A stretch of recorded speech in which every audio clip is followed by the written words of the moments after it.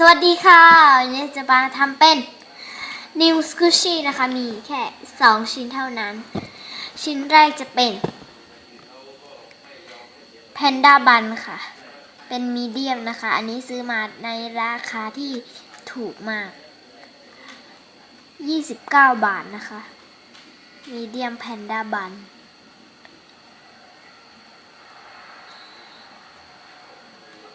เป็นโบชมพูนะคะ มีแบบหน้าธรรมดาโบชมพูโบแดงแล้วก็แบบแลบลิ้นนะคะ เราซื้อมาเป็นโบชมพูชิ้นต่อไปเป็น Waffle Hello Kitty นะคะ อันนี้ได้มาในราคาที่ก็ถูกอยู่นะ ในราคา69 บาทนะคะ อันนี้บางร้านขายเป็น100นะคะ อันนี้เป็นของไม่แท้นะ เป็นซอสสีแดงกับสีขาว มีโบเป็นโบสีแดง